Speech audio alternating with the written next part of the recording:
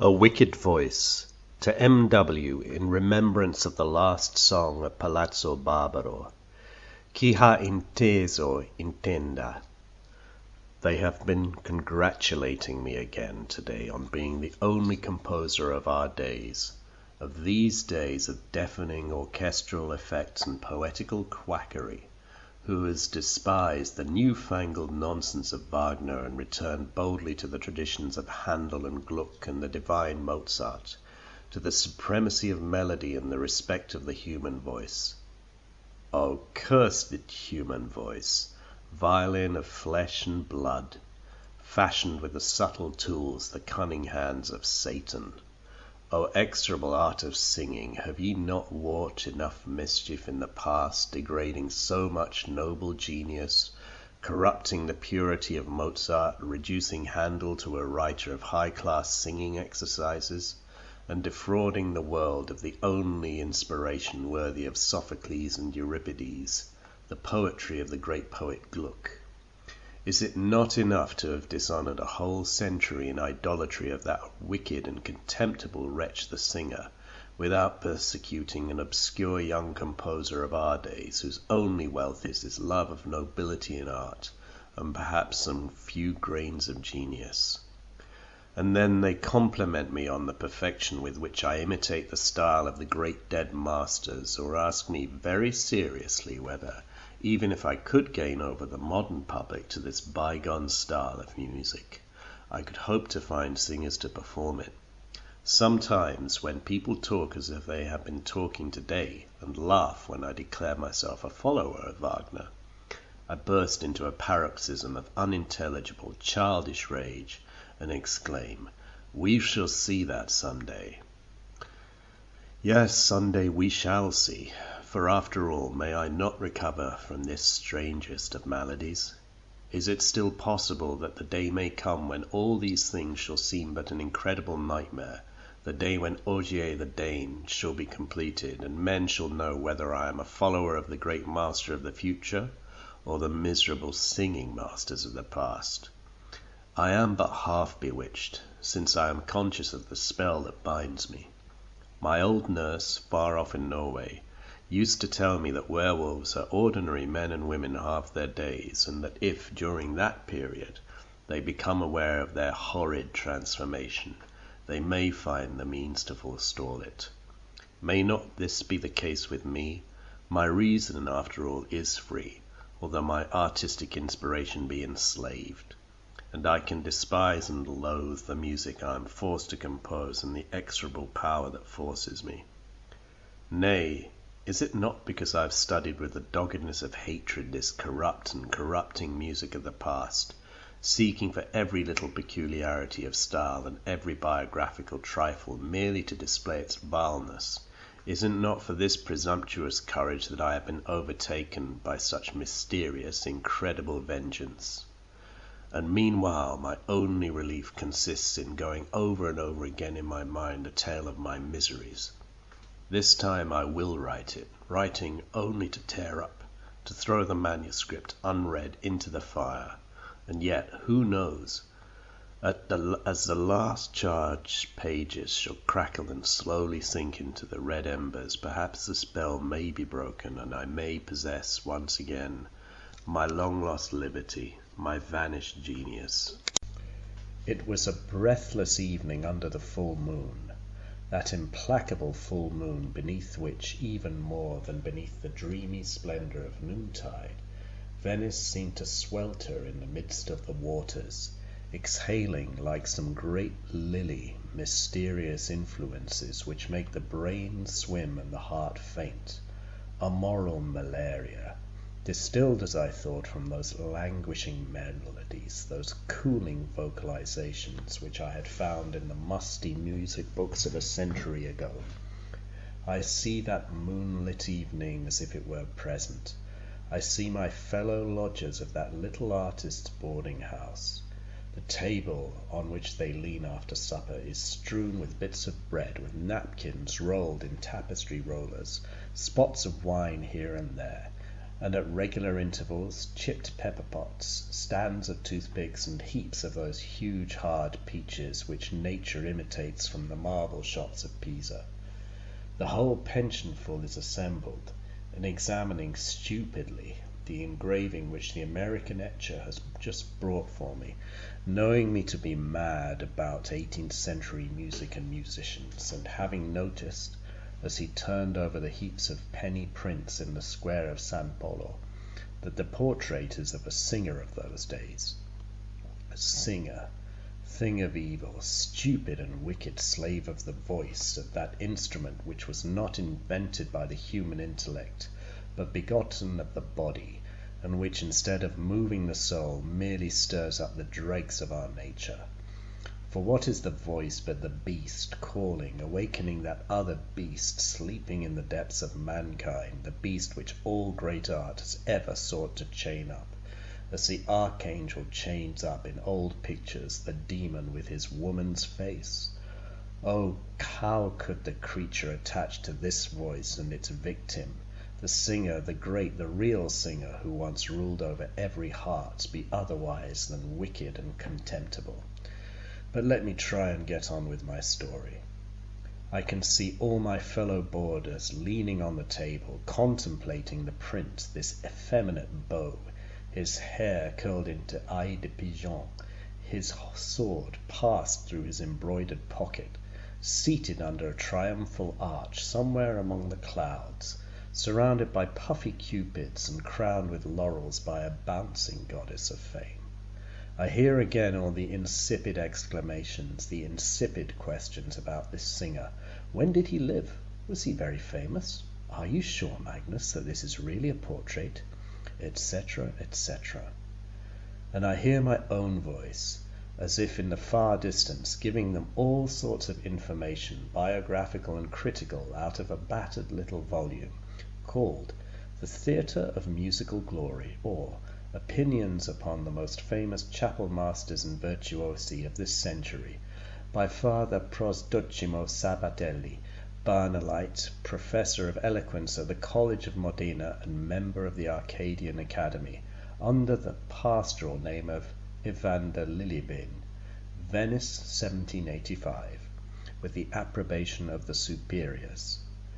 I tell them all how this singer, this Balthazar Cesari, was nicknamed Zafarino because of a sapphire engraved with cabalistic signs, presented to him one evening by a masked stranger in whom wise folk recognized that great cultivator of the human voice, the devil.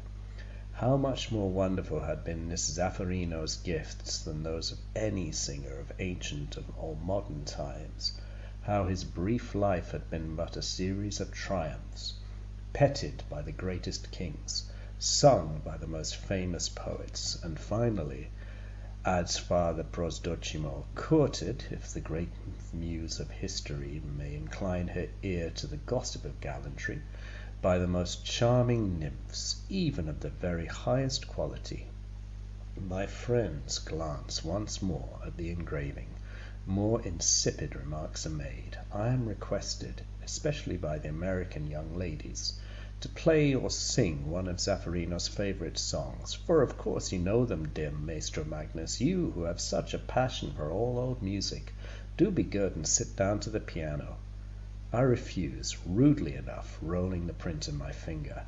How fearful this cursed heat, these cursed moonlit nights must have unstrung me. This Venice would certainly kill me in the long run. Why, the sight of this idiotic engraving, the mere name of that coxcomb of a singer, have made my heart beat and my limbs turn to water like a lovesick hobbledehoy. After my gruff refusal, the company begins to disperse. They prepare to go out, some to have a row on the lagoon, others to saunter before the cafes at St. Mark's.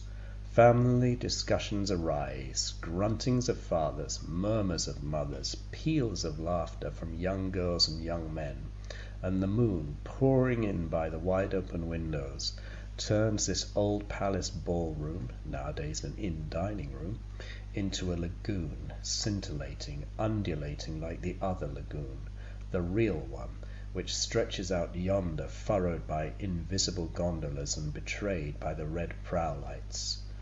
At last the whole lot of them are on the move. I shall be able to get some quiet in my room and to work a little at my opera of Ogier the Dane.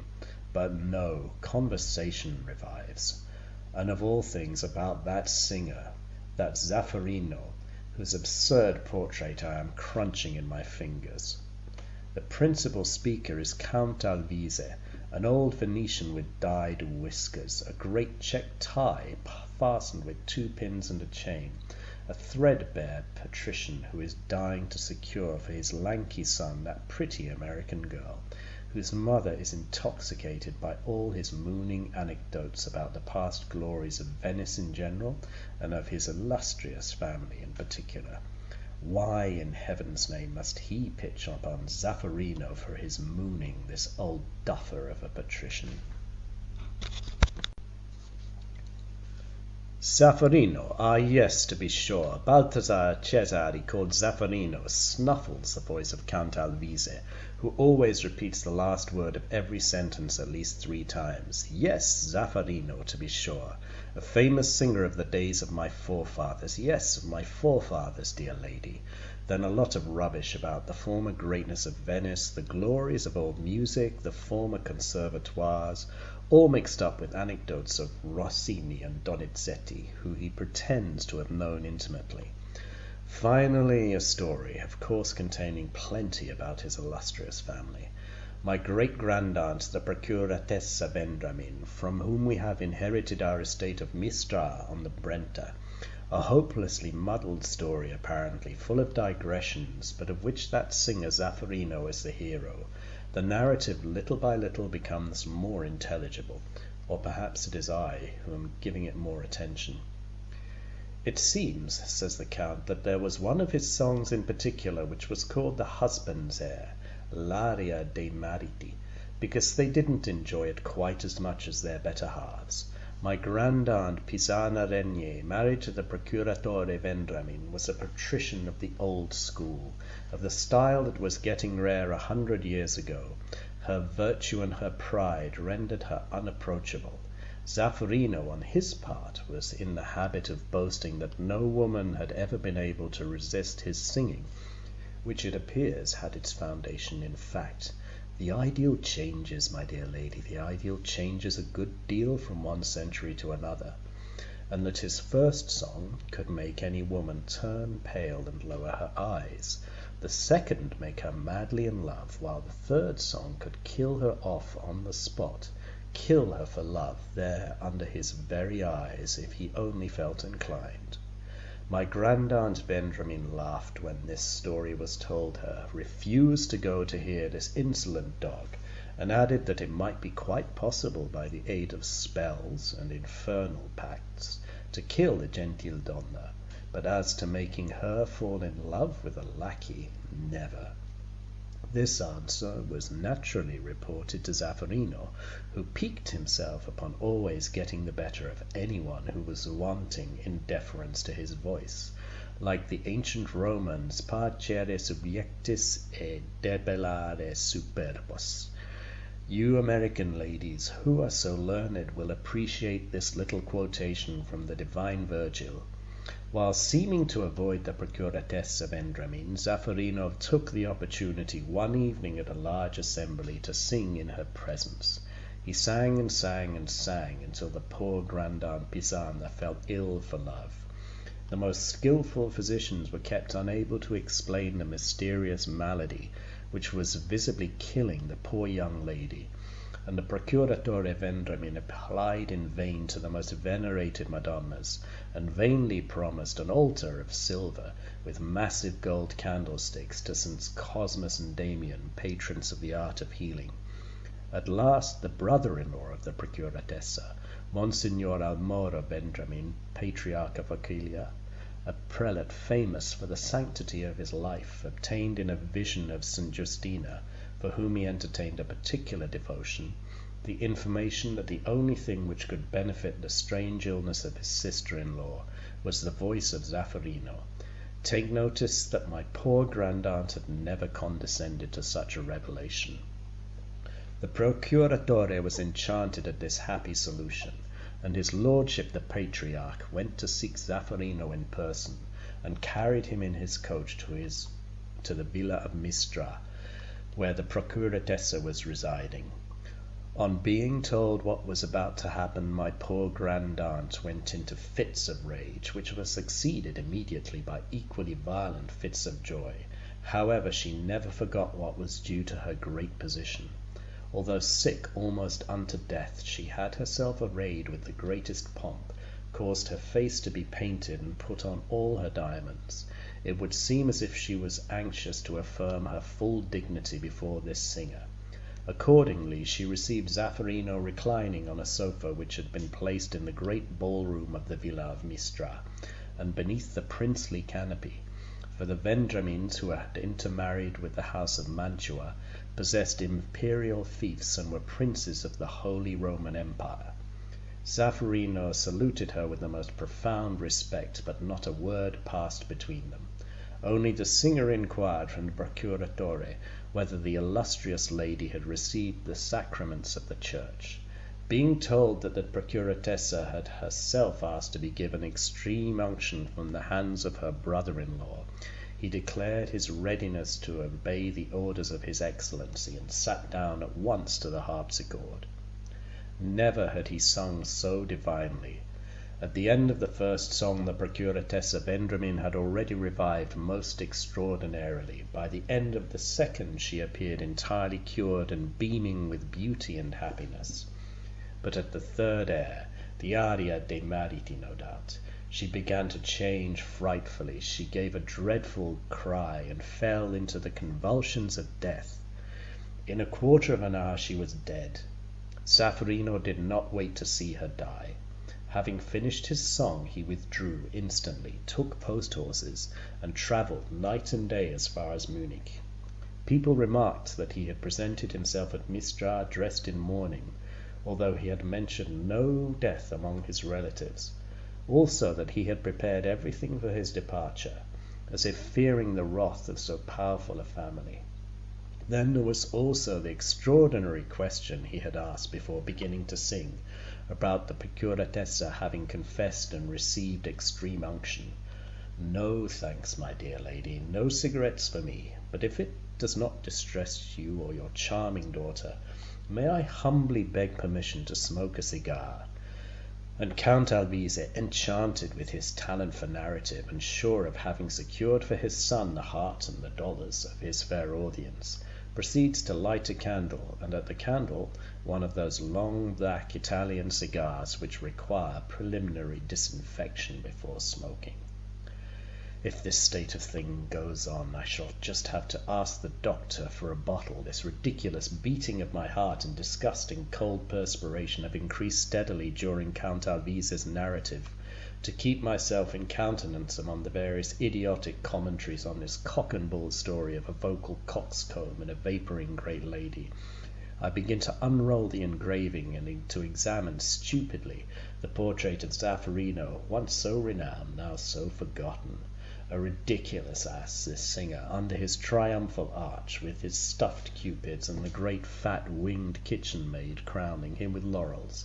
How flat and vapid and vulgar it is, to be sure, all this odious 18th century. But he personally is not so utterly vapid as I had thought. That effeminate fat face of his is almost beautiful, with an odd smile, brazen and cruel. I have seen faces like this, if not in real life, at least in my boyish romantic dreams, when I read Swinburne and Baudelaire, the faces of wicked, vindictive women. Oh yes, he is decidedly a beautiful creature, this Zafarino, and his voice must have had the same sort of beauty and the same expression of wickedness. Come on, Magnus, sound the voices of my fellow boarders.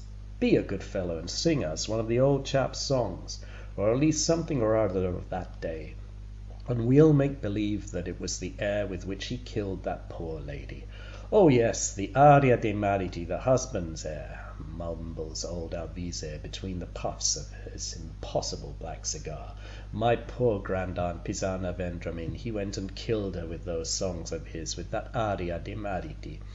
I feel senseless rage overcoming me. Is it this horrible palpitation? By the way, there is a Norwegian doctor, my fellow countryman, at Venice just now, which is sending the blood to my brain and making me mad. The people round the piano, the furniture, everything together seems to get mixed and to turn into moving blobs of colour. I set to singing, the only thing which remains distinct before my eyes being the portrait of Zafarino on the edge of that boarding-house piano. The sensual, effeminate face with its wicked, cynical smile keeps appearing and disappearing as the print wavers around it in the draught that makes the candles smoke and gutter. And I set to singing madly, singing I don't know what. Yes, I begin to identify it. It is the Biondina Gondoletta, the only sound of the 18th century which is still remembered by the Venetian people.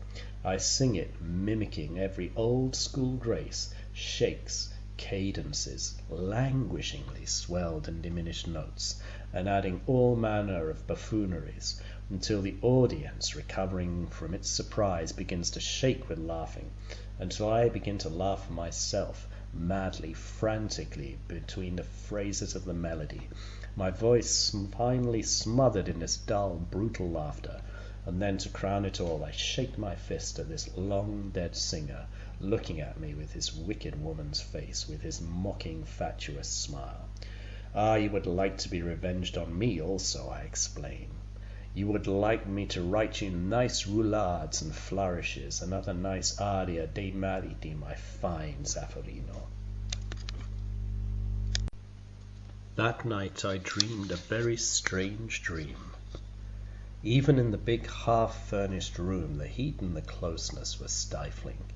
The air seemed laden with the scent of all manner of white flowers, faint and heavy in their intolerable sweetness. Tuberoses, gardenias and jasmines, drooping I know not where in neglected vases. The moonlight had transformed the marble floor around me into a shallow, shining pool. On account of the heat I had exchanged my bed for a big old-fashioned sofa of light wood, painted with little nosegays and sprigs like an old silk, and I lay there, not attempting to sleep, and letting my thoughts go vaguely to my opera of Paget the Dane, which I had long finished writing the words, and for whose music I had hoped to find some inspiration in this strange Venice, floating as it were in the stagnant lagoon of the past. But Venice had merely put all my ideas into hopeless confusion. It was as if there arose out of its shallow waters a miasma of long-dead melodies, which sickened but intoxicated my soul. I lay on my sofa, watching that pool of whitish light which rose higher and higher, little trickles of light meeting it here and there, wherever the moon's rays struck upon some polished surface, while huge shadows waved to and fro in the draught of the open balcony. I went over and over that old Norse story, how the paladin Paget, one of the knights of Charlemagne, was decoyed during his homeward wanderings from the Holy Land by the arts of an enchantress, the same who had once held in bondage the great Emperor Caesar, and had given him King Oberon for a son.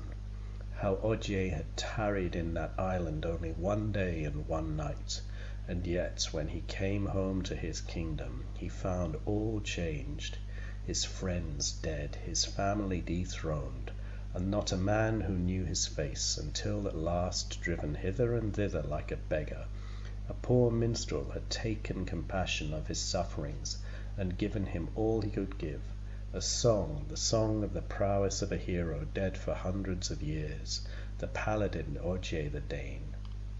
The story of Paget ran into a dream as vivid as my waking thoughts had been vague.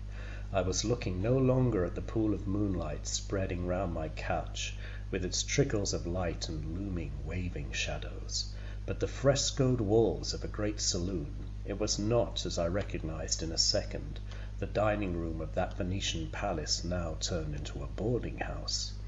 It was a far larger room, a real ballroom, almost circular in its octagonal shape, with 8 huge white doors surrounded by stucco mouldings, and high on the vault of the ceiling 8 little galleries or recesses like boxes at a theatre, intended no doubt for musicians and spectators. The place was imperfectly lighted by only one of the 8 chandeliers, which revolved slowly like huge spiders, each on its long cord, but the light struck upon the gilt stuccos opposite me, and on a large expanse of fresco, the sacrifice of Iphigenia, with Agamemnon and Achilles in Roman helmets, lappets, and knee breeches. It discovered also one of the oil panels let into the mouldings of the roof, a goddess in lemon and lilac draperies, foreshortened over a great green peacock. Round the room where the light reached, I could make out big yellow satin sofas and heavily gilded consoles. In the shadow of a corner was what looked like a piano, and farther in the shade one of those big canopies which decorate the anterooms of Roman palaces. I looked around me, wondering where I was. A heavy, sweet smell, reminding me of the flavor of a peach, filled the place. Little by little I began to perceive sounds, little, sharp, metallic, detached notes, like those of a mandolin, and there was united to them a voice, very low and sweet, almost a whisper, which grew and grew and grew until the whole place was filled with that exquisite vibrating note of a strange, exotic, unique quality. The note went on, swelling and swelling. Suddenly there was a horrible piercing shriek, and the thud of a body on the floor, and all manner of smothered exclamations. There, close by the canopy, a light suddenly appeared, and I could see among the dark figures moving to and fro in the room, a woman lying on the ground, surrounded by other women, her blonde hair tangled, full of diamond sparkles which cut through the half-darkness, was hanging dishevelled. The laces of her bodice had been cut, and her white breast shone among the sheen of jewelled brocade. Her face was bent forwards, and a thin white arm trailed like a broken limb across the knees of one of the women who were endeavouring to lift her. There was a sudden splash of water against the floor, more confused exclamations, a hoarse broken moan, and a gurgling, dreadful sound. I awoke with a start and rushed to the window. Outside, in the blue haze of the moon, the church and belfry of St. George loomed blue and hazy, with the black hull and rigging the red lights of a large steamer moored before them. From the lagoon rose a damp sea breeze. What was it all? I began to understand that story of old Count Alvisis, the death of his grand-aunt Pisana Vendramin. Yes, it was about that I had been dreaming. I returned to my room. I struck a light and sat down to my writing table. Sleep had become impossible. I tried to work in my opera. Once or twice I thought I had got hold of what I had looked for so long. But as soon as I tried to lay hold of my theme, there arose in my mind the distant echo of that voice, of that long note swelled slowly by insensible degrees, that long note whose tone was so strong and so subtle. There are in the life of an artist moments when, still unable to seize his own inspiration or even clearly to discern it, he becomes aware of the approach of that long-invoked ideal. A mingled joy and terror warn him that before another day, another hour have passed, the inspiration shall have crossed the threshold of his soul and flooded it with his rapture. All day I had felt the need of isolation and quiet, and at nightfall I went for a row on the most solitary part of the lagoon. All things seemed to tell that I was going to meet my inspiration, and I awaited its coming as a lover awaits his beloved. I had stopped my gondola for a moment, and as I gently swayed to and fro on the water, all paved with moonbeams, it seemed to me that I was on the confines of an imaginary world. It lay close at hand, enveloped in luminous, pale blue mist, through which the moon had cut a wide and glistening path. Out to sea the little islands, like moored black boats, only accentuated the solitude of this region of moonbeams and wavelets, while the hum of the insects in orchards hard by merely added to the impression of untroubled silence. On some such seas, I thought, must the paladin Ogier have sailed, when about to discover that during that sleep at the enchantress's knees, centuries had elapsed, and the heroic world had set, and the kingdom of prose had come. While my gondola rocked stationary on that sea of moonbeams, I pondered over that twilight of the heroic world. In the soft rattle of the water on the hull, I seemed to hear the rattle of all that armor, of all those swords swinging rusty on the walls, neglected by the degenerate sons of the great champions of old. I had long been in search of a theme, which I called the theme of the prowess of Ogier. It was to appear from time to time in the course of my opera, to develop at last into that song of the minstrel, which reveals to the hero that he is one of a long-dead world. And at this moment I seemed to feel the presence of that theme. Yet an instant, and my mind would be overwhelmed by that savage music, heroic, funereal. Suddenly there came across the lagoon, cleaving, checkering, and fretting the silence with a lacework of sound, even as the moon was fretting and cleaving the water, a ripple of music, a voice breaking itself in a shower of little scales and cadences and trills. I sat back upon my cushions. The vision of heroic days had vanished, and before my closed eyes there seemed to dance multitudes of little stars of light, chasing and interlacing like those sudden vocalizations. "To shore, quick!" I cried to the gondola. But the sounds had ceased, and there came from the orchards, with their mulberry trees glistening in the moonlight and their black swaying cypress plumes, nothing save the confused hum, the monotonous chirp of the crickets. I looked around me. On one side empty dunes, orchards and meadows without house or steeple. On the other the blue and misty sea, empty to where distant islets were profiled black on the horizon. A faintness overcame me, and I felt myself dissolve. For all of a sudden a second ripple of voice swept over the lagoon, a shower of little notes which seemed to form a little mocking laugh. Then all again was still. This silence lasted so long that I fell once more to meditating on my opera. I lay in wait once more over the half-caught theme, but no, it was not that theme for which I was waiting and watching with bated breath. I realized my delusion when, on rounding the point of the Giudecca, the murmur of a voice arose from the midst of the waters, a thread of sound, slender as a moonbeam, scarce audible, but exquisite, which expanded slowly, insensibly, taking volume and body, taking flesh almost, and fire, an ineffable quality, full, passionate, but veiled, as it were, in a subtle, downy wrapper. The note grew stronger and stronger, and warmer and more passionate, until it burst through that strange and charming veil, and emerged beaming to break itself in the luminous facets of a wonderful shake, long, superb, triumphant. There was a dead silence. "Row to St. Mark's!" I exclaimed. "Quick!"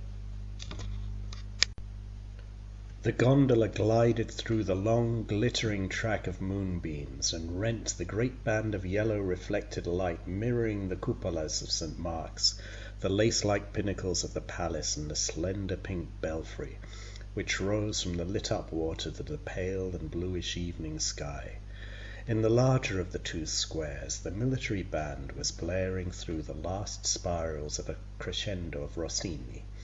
The crowd was dispersing in this great open-air ballroom, and the sounds arose which invariably follow upon out-of-door music, a clatter of spoons and glasses, a rustle and grating of frocks and chairs, and the click of scabbards on the pavement. I pushed my way among the fashionable youths, contemplating the ladies while sucking the knobs of their sticks, through the serried ranks of respectable families marching arm in arm with their white-frocked young ladies close in front. I took a seat before Florian's, among the customers stretching themselves before departing, and the waiters hurrying to and fro, clattering their empty cups and trays, 2 imitation Neapolitans were slipping their guitar and violin under their arm, ready to leave the place. "Stop!" I cried to them. "Don't go yet. Sing me something. Sing La Camicella or Funiculi Funicula, no matter what, provided you make a row."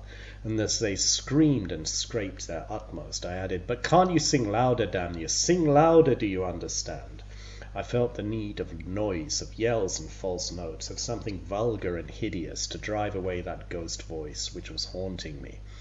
Again and again I told myself that it had been some silly prank of a romantic amateur, hidden in the gardens of the shore, or gliding unperceived on the lagoon, and that the sorcery of moonlight and sea mist had transfigured for my excited brain mere humdrum roulades out of exercises of Bordogni or Crescentini. But all the same I continued to be haunted by that voice. My work was interrupted ever and anon by the attempt to catch its imaginary echo, and the heroic harmonies of my Scandinavian legend were strangely interwoven with voluptuous phrases and florid cadences, in which I seemed to hear again that same accursed voice. To be haunted by singing exercises! It seemed too ridiculous for a man who professedly despised the art of singing, and still I preferred to believe in that childish amateur amusing himself with warbling to the moon. One day, while making these reflections the 100th time over, my eyes chanced to light upon the portrait of Zafarino, which my friend had pinned against the wall. I pulled it down and tore it into 6 shreds. Then, already ashamed of my folly, I watched the torn pieces float down from the window, wafted hither and thither by the sea breeze. One scrap got caught in a yellow blind below me. The others fell into the canal and were speedily lost to sight in the dark water. I was overcome with shame. My heart beat like bursting. What a miserable, unnerved worm I had become in this cursed Venice, with its languishing moonlights, its atmosphere of some stuffy boudoir, long unused, full of old stuffs and potpourri. That night, however, things seemed to be going better. I was able to settle down to my opera, and even to work at it. In the intervals my thoughts returned, not without a certain pleasure, to those scattered fragments of the torn engraving fluttering down to the water. I was disturbed at my piano by the hoarse voices and the scraping of violins, which rose from one of those music boats that station at night under the hotels of the Grand Canal. The moon had set. Under my balcony the water stretched black into the distance, its darkness cut by the still darker outlines of the flotilla of gondolas in attendance on the music boat, where the faces of the singers and the guitars and the violins gleamed reddish under the unsteady light of the Chinese lanterns. "Yamo, yamo, yamo ya," sang the loud hoarse voices, then a tremendous scrape and twang, and the yelled out burden, "Funiculi, funicula, funiculi, funicula, yamo, yamo, yamo, yamo, yamo ya." Then came a few cries of "Bis, bis" from a neighbouring hotel, a brief clapping of hands, the sound of a handful of coppers rattling into the boat, and the oar-stroke of some gondolier making ready to turn away. "Sing the Camicella," ordered some voice with a foreign accent. "No, no, Santa Lucia. I want the Camicella. No, Santa Lucia. Hi, sing Santa Lucia, do you hear?" The musicians, under their green and yellow and red lamps, held a whispered consultation on the manner of conciliating these contradictory demands. Then, after a minute's hesitation, the violins began the prelude of that one famous air which has remained popular in Venice. The words written some 100 years ago by the patrician Gritti, the music by an unknown composer, La Biondina in Gondoletta. That cursed 18th century! It seemed a malignant fatality that made those brutes choose just this piece to interrupt me. At last the long prelude came to an end, and above the cracked guitars and squeaking fiddles there arose, not the expected nasal chorus, but a single voice, singing below its breath. My arteries throbbed. How well I knew that voice! It was singing, as I have said, below its breath, yet none the less it sufficed to fill all that reach of canal with its strange quality of tone, exquisite, far-fetched. They were long drawn-out notes of intense but peculiar sweetness, a man's voice which had much of a woman's, but even more of a chorister's, but a chorister's voice without its limpidity and innocence. Its youthfulness was veiled, muffled, as it were, in a sort of downy vagueness, as if a passion of tears withheld. There was a burst of applause, and the old palaces re-echoed with the clapping. "Bravo, bravo, thank you, sing again, please, sing again. Who can it be?" And then a bumping of hulls, a splashing of oars, and the oaths of gondoliers trying to push each other away as the red prow lamps of the gondolas pressed around the gaily lit singing boat. But no one stirred on board. It was to none of them that this applause was due. And while everyone pressed on and clapped and vociferated, one little red prow lamp dropped away from the fleet. For a moment a single gondola stood forth black upon the black water, and then was lost in the night. For several days the mysterious singer was the universal topic. The people of the music boat swore that no one besides themselves had been on board, and that they knew as little as ourselves about the owner of that voice. The gondoliers, despite their descent from the spies of the old republic, were equally unable to furnish any clue. No musical celebrity was known or suspected to be at Venice, and everyone agreed that such a singer must be a European celebrity. The strangest thing in this strange business was that even among those learned in music there was no agreement on the subject of this voice. It was called by all sorts of names and described by all manner of incongruous adjectives. People went so far as to dispute whether the voice belonged to a man or a woman.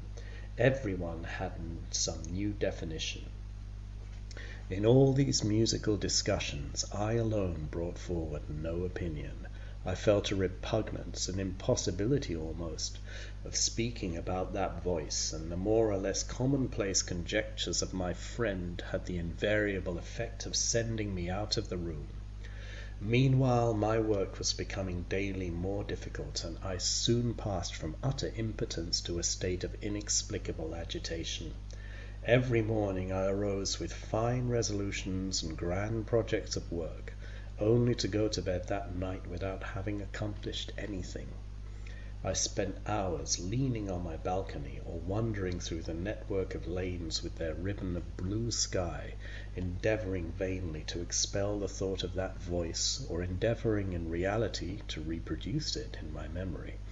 For the more I tried to banish it from my thoughts, the more I grew to thirst for that extraordinary tone, for those mysterious downy veiled notes, and no sooner did I make an effort to work at my opera than my head was full of scraps of forgotten 18th century airs, of frivolous or languishing little phrases, and I fell to wondering with a bittersweet longing how those songs would have sounded if sung by that voice.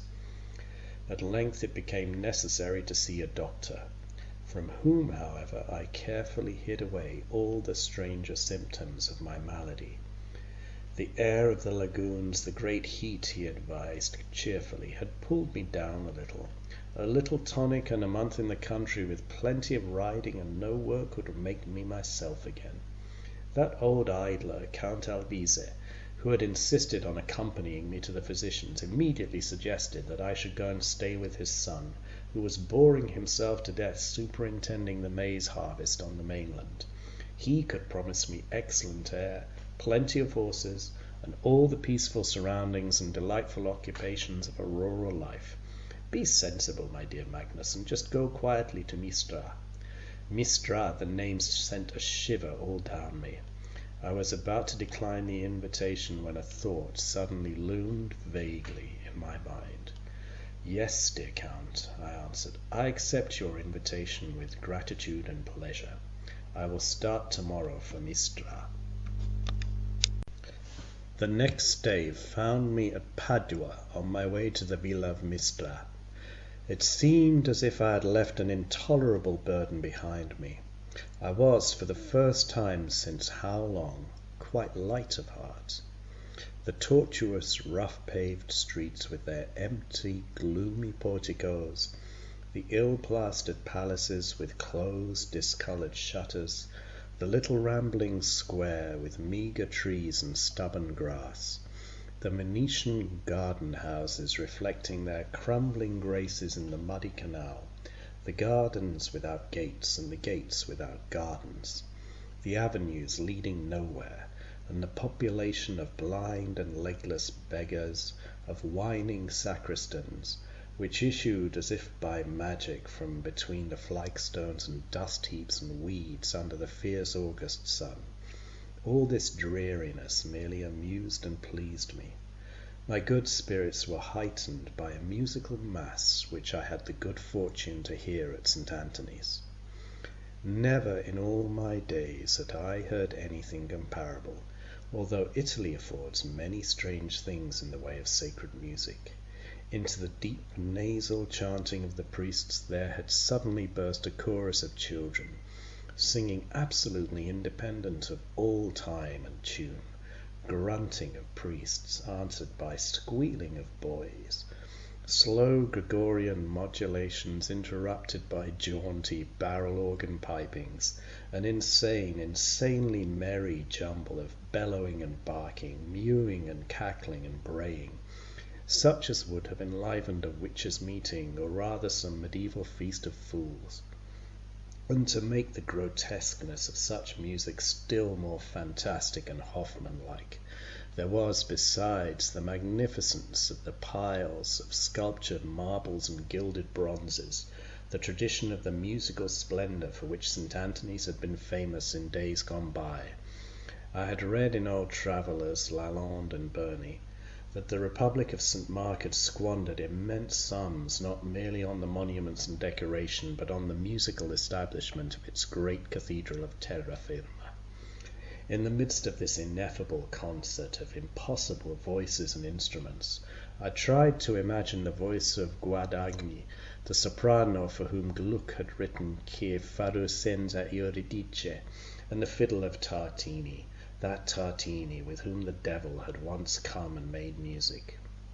And the delight in anything so absolutely, barbarously, grotesquely, fantastically incongruous as such a performance in such a place was heightened by a sense of profanation. Such were the successes of those wonderful musicians of that hated 18th century. The whole thing had delighted me so much, so very much more than the most faultless performance could have done, that I determined to enjoy it once more, and towards vesper time, after a cheerful dinner with 2 bagmen at the Inn of the Golden Star, and a pipe over the rough sketch of a possible cantata upon the music which the devil made for Tartini, I turned my steps once more towards St. Anthony's. The bells were ringing for sunset, and a muffled sound of organs seemed to issue from the huge solitary church. I pushed my way under the heavy leathern curtain, expecting to be greeted by the grotesque performance of that morning. I proved mistaken. Vespers must have long been over. A smell of stale incense, a crypt-like damp, filled my mouth. It was already night in that vast cathedral. Out of the darkness glimmered the votive lamps of the chapels, throwing wavering lights upon the red polished marble, the gilded railing, and chandeliers, and placking with yellow the muscles of some sculptured figure. In a corner a burning taper put a halo around the head of a priest, burnishing his shining bald skull, his white surplice, and the open book before him. Amen, he chanted. The book was closed with a snap. The light moved up the apse. Some dark figures of women rose from their knees and passed quickly towards the door. A man saying his prayers before a chapel also got up, making a great clatter in dropping his stick. The church was empty, and I expected every minute to be turned out by the sacristan making his evening round to close the doors. I was leaning against a pillar, looking into the greyness of the great arches, when the organ suddenly burst out into a series of chords, rolling through the echoes of the church. It seemed to be the conclusion of some service, and above the organ rose the notes of a voice, high, soft, enveloped in a kind of downiness, like a cloud of incense, and which ran through the mazes of a long cadence. The voice dropped into silence with two thundering chords the organ closed in. All was silent. For a moment I stood leaning against one of the pillars of the nave. My hair was clammy, my knees sank beneath me. An enervating heat spread through my body. I tried to breathe more largely, to suck in the sounds of the incense-laden air. I was supremely happy, and yet as if I were dying. Then suddenly a chill ran through me, and with it a vague panic. I turned away and hurried out into the open. The evening sky lay pure and blue along the jagged line of roofs.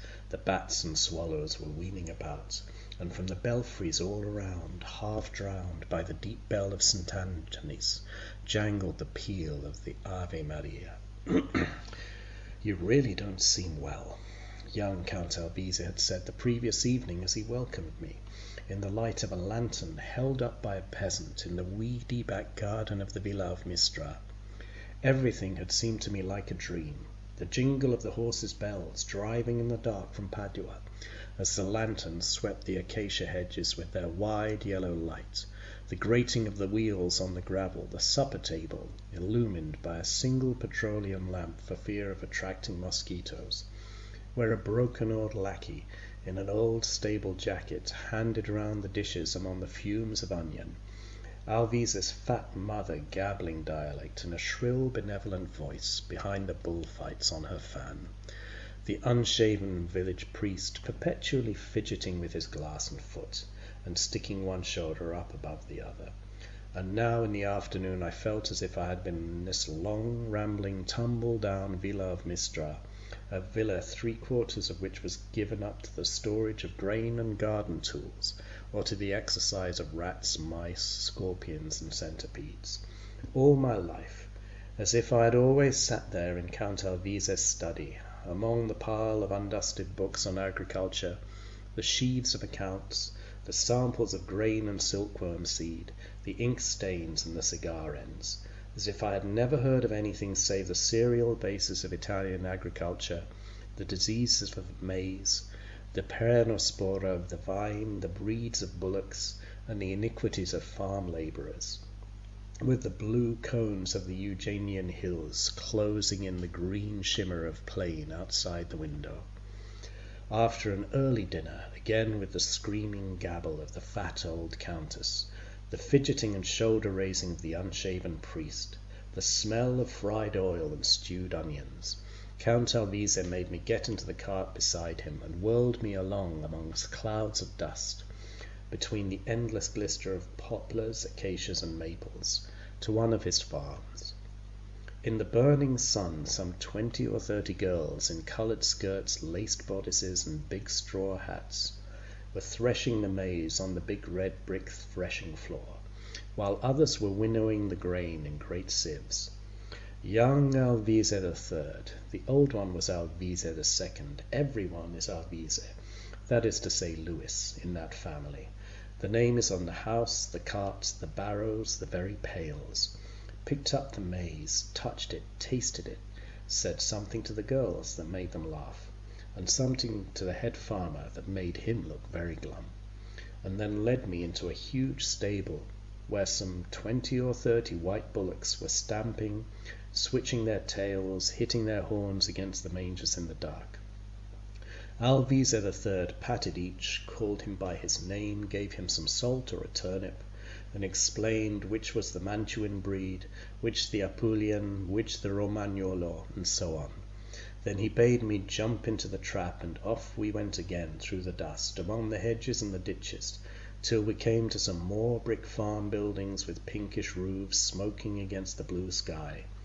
Here there were yet more young women threshing and winnowing the maize, which made a great golden Danae cloud, more bullocks stamping and lowing in the cool darkness, more joking, fault-finding, explaining, and thus through 5 farms, until I seemed to see the rhythmical rising and falling of the flails against the hot sky, the shower of golden grains, the yellow dust from the winnowing sieves onto the brick, the switching of innumerable tails and plunging of innumerable horns, the glistening of huge white flanks and foreheads whenever I closed my eyes.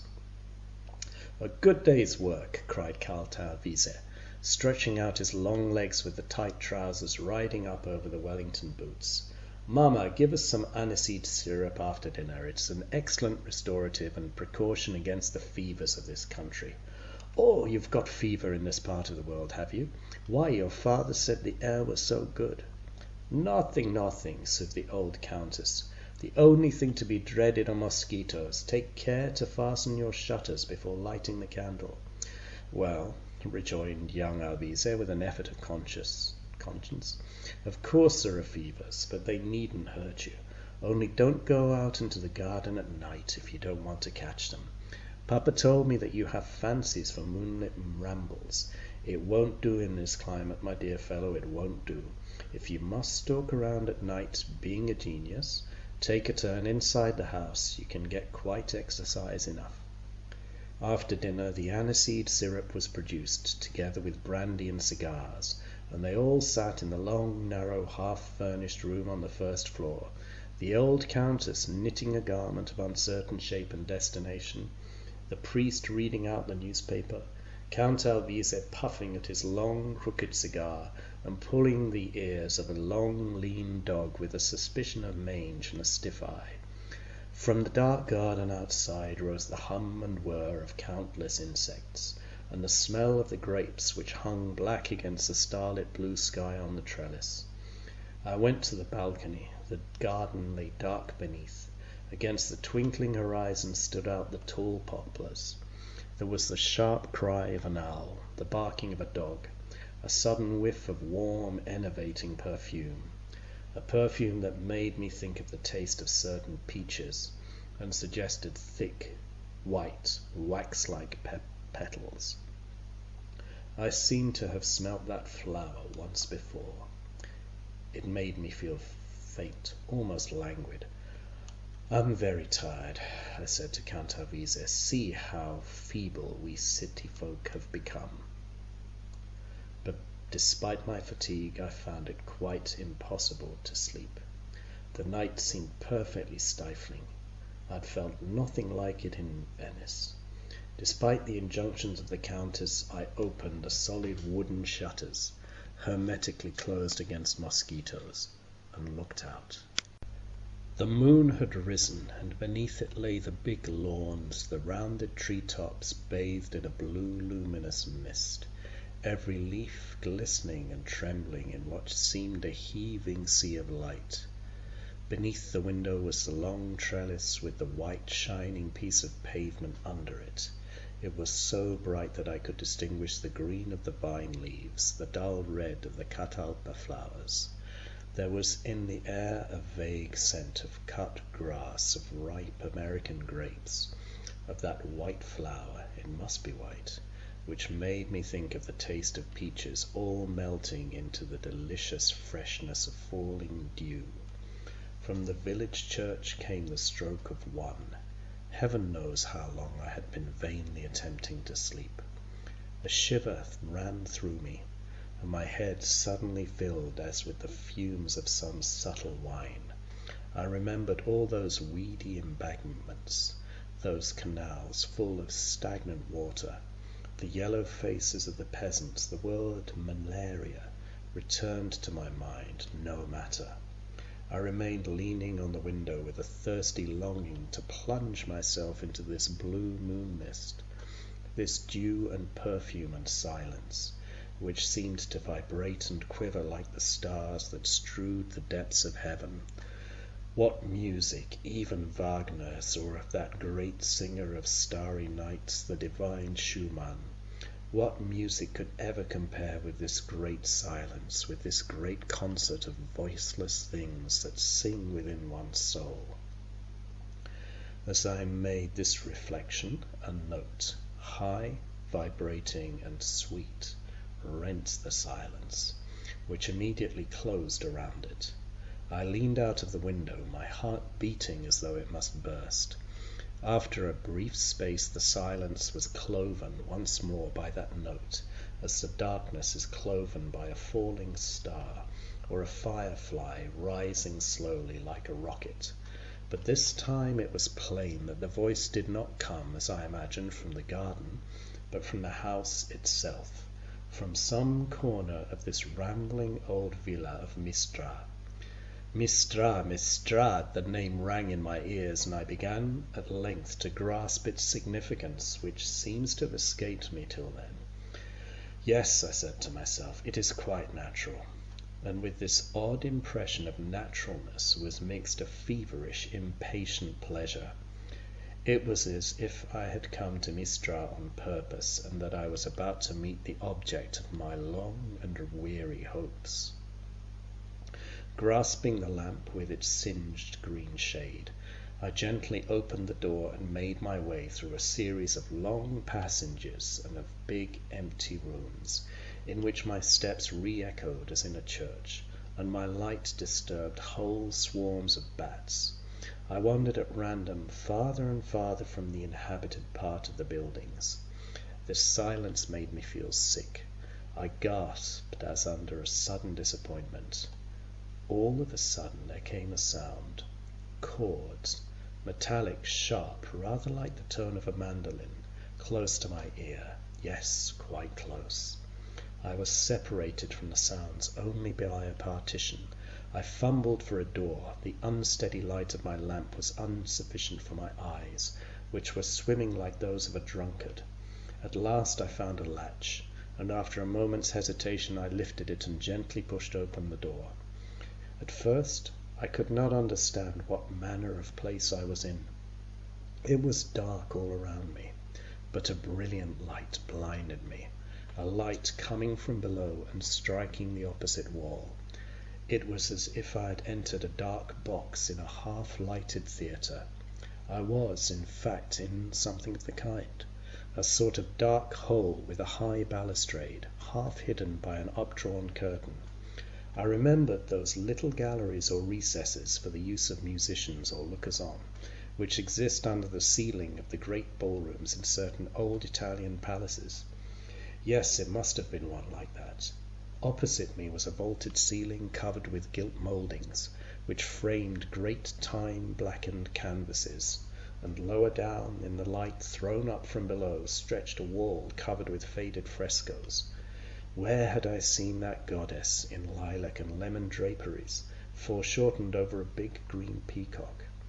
For she was familiar to me, and the stucco tritons also, who twisted their tails round her gilded frame, and that fresco with warriors in Roman cuirasses and green and blue lappets and knee breeches. Where could I have seen them before?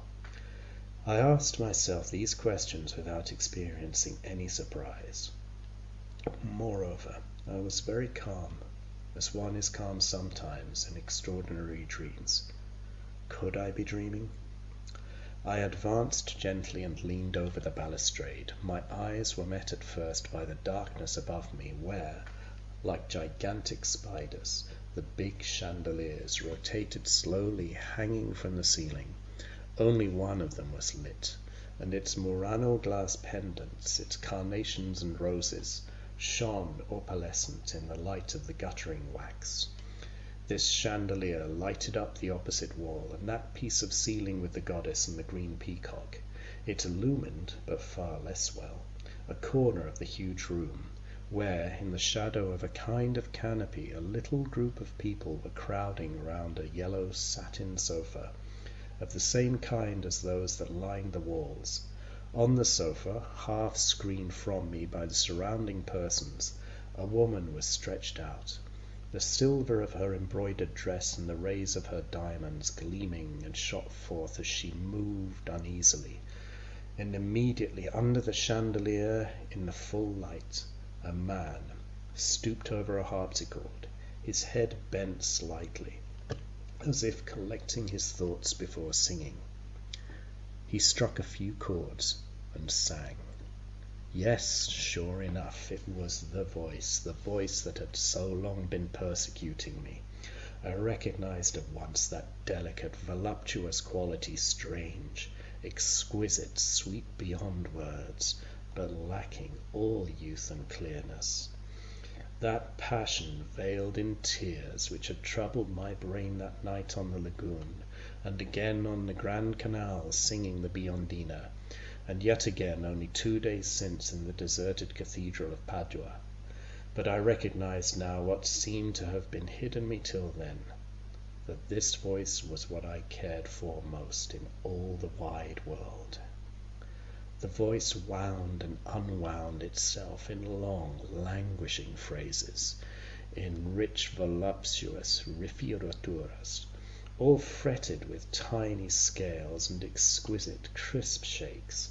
It stopped ever and anon, swaying as if panting in languid delight, and I felt my body melt, even as wax in the sunshine, and it seemed to me that I too was turning fluid and vaporous, in order to mingle with these sounds as the moonbeams mingle with the dew.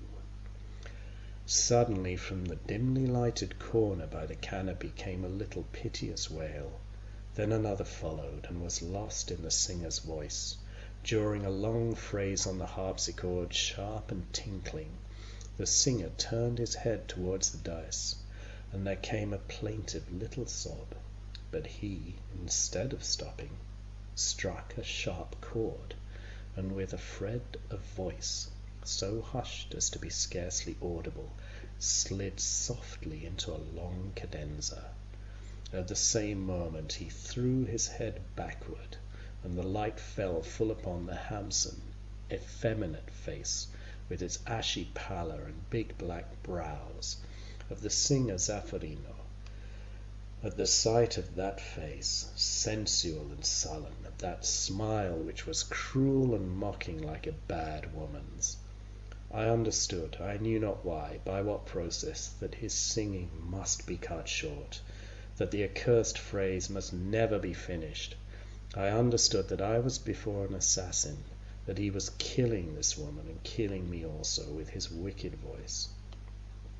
I rushed down the narrow stair which led down from the box, pursued as it were by that exquisite voice, swelling by insensible degrees. I flung myself on the door, which must be that of the big saloon. I could see its light between the panels. I bruised my hands in trying to wrench the latch. The door was fastened tight, and while I was struggling with that locked door I heard the voice swelling, rending asunder that downy veil which wrapped it, leaping forth clear, resplendent, like the sharp and glittering blade of a knife, that seemed to enter deep into my breast. Then once more a wail, a death groan, and that dreadful noise, that hideous gurgle of breath, strangled by a rush of blood, and then a long shake, acute, brilliant, triumphant. The door gave way between my weight. One half crashed in. I entered. I was blinded by a flood of blue moonlight.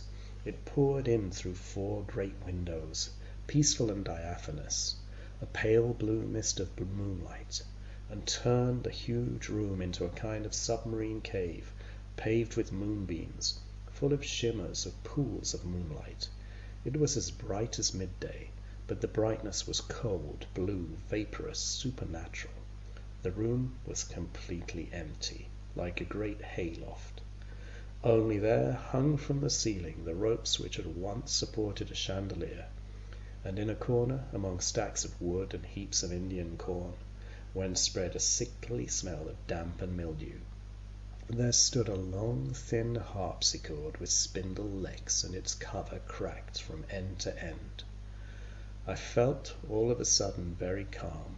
The one thing that mattered was the phrase that kept moving in my head, the phrase of that unfinished cadence which I had heard but an instant before. I opened the harpsichord, and my fingers came down boldly on its keys. A jingle-jangle of broken strings, laughable and dreadful, was the only answer. Then an extraordinary fear overtook me.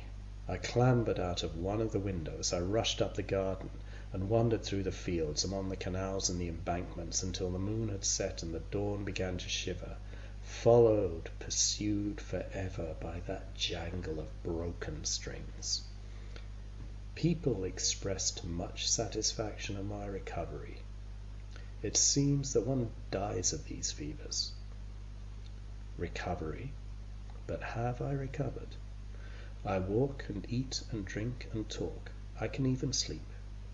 I live the life of other living creatures, but I am wasted by a strange and deadly disease. I can never lay hold of my own inspiration.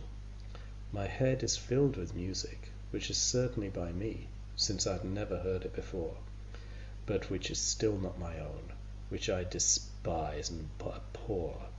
Little tripping flourishes and languishing phrases and long-drawn echoing cadences. O wicked, wicked voice, violin of flesh and blood, made by the evil one's hand, may I not even extricate thee in peace, but is it necessary that at the moment when I curse, the longing to hear thee again should parch my soul like hell thirst? And since I have satiated thy lust for revenge, since thou hast withered my life and withered my genius, is it not time for pity? May I not hear one note, only one note of thine, O singer, O wicked and contemptible wretch?